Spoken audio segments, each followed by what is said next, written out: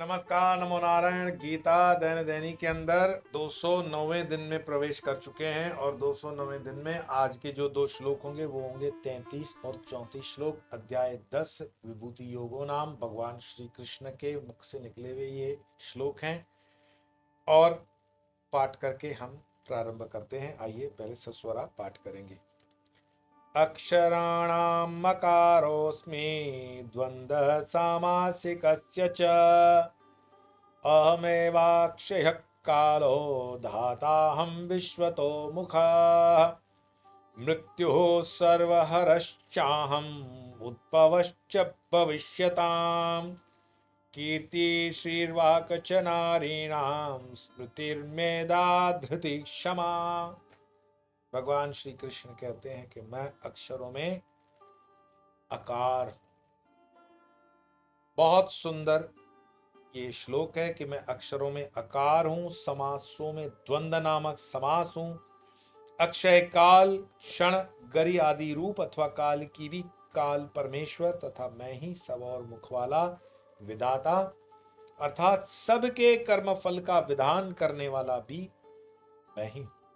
मैं सबका नाश करने वाली मृत्यु और उत्पन्न होने वालों की उत्पत्ति का कारण हूं और स्त्रियों में मैं कीर्ति श्री वाक स्मृति मेधा धृति और क्षमा। जब वो कहते हैं कि मैं अक्षरों में आकार हूं, अक्षराणाम अकारोस्मि, मैं अक्षरों में आकार। तो आपको पिछली बार मैंने बताया कि ओम 3 अक्षरों से बना हुआ है, अ उ म। उस ओम का भी श्रेष्ठ जो पहला अक्षर है अ उ म का पहला अ, मैं अक्षरों में आकार हूं। वो अ आकार है, फिर उकार है, फिर मकार है। तो मैं अक्षरों में आकार हूं और समासों में द्वंद्व नामक सामस हूं। अक्षय काल क्षण गरि आदि रूप अथवा काल का भी काल परमेश्वर, कालों के काल महाकाल तथा मैं ही सब और मुख वाला विधाता। विधाता कौन है? जो विधान करता है। और विधाता जो हर दिशा में, ऐसे आपको पूरी कल्पना से प्रारंभ तो जरूर करना पड़ेगा पर उसकी प्रतीति भी होगी कि वो विधाता हर दिशा में देख रहा है। कल मैंने आपको बताया था कि बुलबुले वाली कहानी, वो कौन था? सब और मुख वाला विधाता ही तो था बुलबुले के स्वरूप में वहां। और वो बुलबुला वाणी के स्वरूप में, वैखरी के स्वरूप में उस स्त्री के मुंह से निकल रहा है और एक प्रूफ क्रिएट कर रहा है। तो विधाता के पूरे डिजाइन के अंदर कोई भी चीज अननोटिस नहीं है कि नोटिस नहीं होगी, ऐसी नहीं है, नोटिस होगी। उसके पास सब चीजों का हिसाब है। हो सकता है कि हमारी समय गणना उनकी समय गणना से मैच नहीं हो रही, क्योंकि हम अपने को स्व को केंद्र में रख करके सोचते हैं कि मेरे साथ अच्छा होना चाहिए, कि मेरे साथ बहुत बढ़िया होना चाहिए। पर परमात्मा को पता है कि हमारे कितने जन्मों का हिसाब, कितने कर्म और क्या विधि विधान है, तो उस हिसाब से चलता है। तो घड़ी हमारी चलती भी है पर ठीक तो उसी की है। उसके घर में देर और अंधेर वाला जो लोग कहते हैं ना कि उसके घर में देर है अंधेर नहीं, नहीं नहीं, उसके घर में देर भी नहीं है अंधेर भी नहीं है, उसके घर में न्याय है। क्यों? क्योंकि वो कालों के भी काल परमेश्वर हैं और सब मुख वाले विधाता, सबका कर्म फल का विधान करने वाले हैं। मैं सबका नाश करने वाली मृत्यु। अब मृत्यु के विषय में कठोपनिषद वगैरह पे हमने जो पूरे एपिसोड किया हुआ है, स्वामी यो चैनल पे आप देखते भी हो कि मृत्यु क्या है। मृत्यु एक अल्प विराम है, एक फेज ऑफ लाइफ, उसमें एक अल्प विराम है और उस अल्प विराम के बाद यात्रा चलती रहती है। मृत्यु एक परिवर्तन है किसी सिचुएशन का, किसी कंडीशन का। मानो कि 100 वर्ष तक व्यक्ति जीवता गया, जी गया, जी गया, जी गया, तो उसकी आत्मा तो अमर है, वो कहीं पे जाने मरने वाली है नहीं। नैनम छिन्दन्ति शस्त्राणि नैनम दहति पावक न चैनम क्लेदयन्त्यापो न मारुति न शोषित। उसको कोई काट नहीं सकता, कोई जला नहीं सकता, कोई डुबो नहीं सकता, क्योंकि वो आत्मा है। लेकिन शरीर, शरीर की लिमिट है। और 100 साल में जैसे मानो कितनी भी बड़े ब्रांड की गाड़ी हो, रोल्स रॉयस ही क्यों ना हो, उसकी भी एक डेट ऑफ एक्सपायरी होती है, स्क्रैप होती है। जीवन में जो कभी पैदा हुआ है वो पैदा होने के साथ ही अपनी डेट ऑफ एक्सपायरी लेके चलता है। किसी की 6 महीना होगी, किसी की 6 साल होगी, किसी की 60 साल होगी, किसी की 100 साल होगी, लेकिन डेट ऑफ एक्सपायरी है। तो मैं सबका नाश करने वाली मृत्यु और उत्पन्न करने वालों की उत्पत्ति का कारण, वो ये नहीं कह रहे हैं कि मैं उत्पत्ति करने का स्रोत हूं, मैं उत्पत्ति करने वाले का रीजन हूं, नहीं। मैं उत्पत्ति करने के लिए उत्पत्ति का कारण हूं, मैं उत्पत्ति नहीं हूं, कारण जरूर, निमित्त मात्र है, जिसको कहते हैं ना, मैं निमित्त बन जाता हूं, परमात्मा कहते हैं। और स्त्रियों में कीर्ति श्री, हमेशा आप देखते हो नाम के आगे हम पुरुषों के आगे लगते हैं श्री।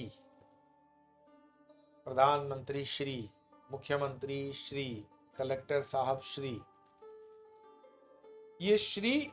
और फिर स्त्री के लिए लिख देते हैं, शादीशुदा है तो श्रीमती। ये श्रीमती श्रीमंत से भी निकला हुआ शब्द है, एक ऐसे जगह मुझे पढ़ने को मिला। लेकिन वैसे श्री जो शब्द है हम आगे जो देते हैं उसको सम्मान। जिसके पास बैंक में ओडी चले होगी, हो सकता है बेचारा दिवालिया घोषित हो जाएगा, 15 दिन में स्टॉक ट्रेडिंग में लगा करके बर्बाद हुआ, उसको भी श्री हम बोलते हैं।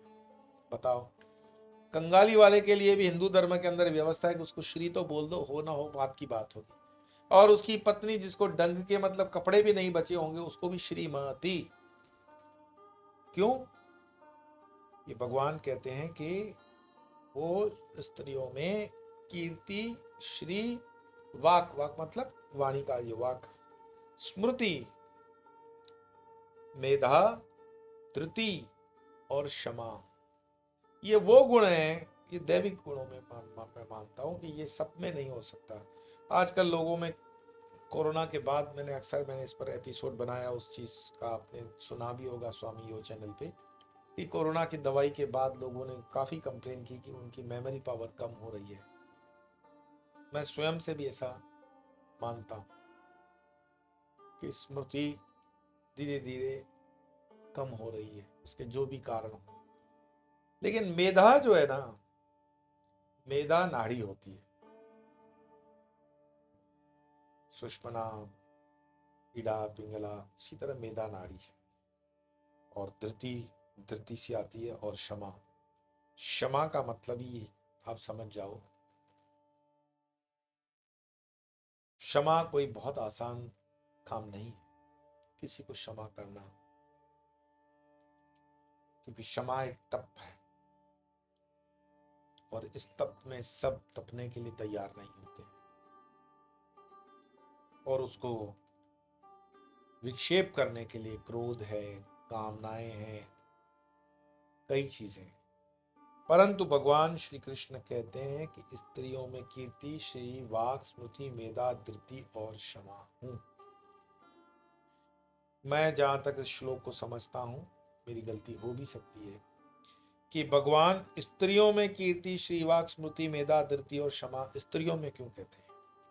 यहाँ लिखा भी है, कीर्ति श्री वाक्ष नारीणाम स्मृति मेधा धृति क्षमा। क्यों स्त्री में क्षमा? क्यों? क्योंकि जितनी भी युद्ध हुई महाभारत के अंदर, अगर द्रौपदी क्षमा कर देती कौरवों को, तो महाभारत की युद्ध नहीं होती। और कहने के लिए कहेंगे कि हर युद्ध में एक स्त्री का थोड़ा बहुत तो योगदान होता है, और वो अगर क्षमा कर दे, पौराणिक युद्धों की बात कर रहा हूं, तो काफी बड़े नुकसान होने से बचा जा सकता था। लेकिन ये दैविक गुण है, भगवान कृष्ण जैसे कहते हैं और ये जो गुण है वो श्रेष्ठतम गुण है। भगवान की कृपा या भगवान का रिफ्लेक्शन जिस पर होता है उसी में ये गुण पाए जाते हैं। क्षमा बरन को शोभे छोटन को उत्पात, ऐसा एक फ्रेज भी। तो श्लोक का ही मैंने अर्थ घटन करने का प्रयास किया। इसमें कहीं आज भूल चूक या कोई छोटी मोटी गलती हो तो उसको क्षमा कर देंगे। साथ ही कल तो और भी आगे बढ़ेंगे ही, परंतु आज के इन 2 श्लोकों का पाठ करने के बाद आइए। अक्षराणां मकारोऽस्मि द्वन्द्व सामासिकस्य च अहमेवाक्षयः कालो दाताहं विश्वतो मुखः मृत्युः सर्वहरश्चाहम् उद्भवश्च भविष्यताम् कीर्तिश्रीर्वाक्च नारीणां स्मृतिर्मेधा धृतिः क्षमा। आज इतना ही, कल फिर मिलेंगे, तब तक के लिए नमो।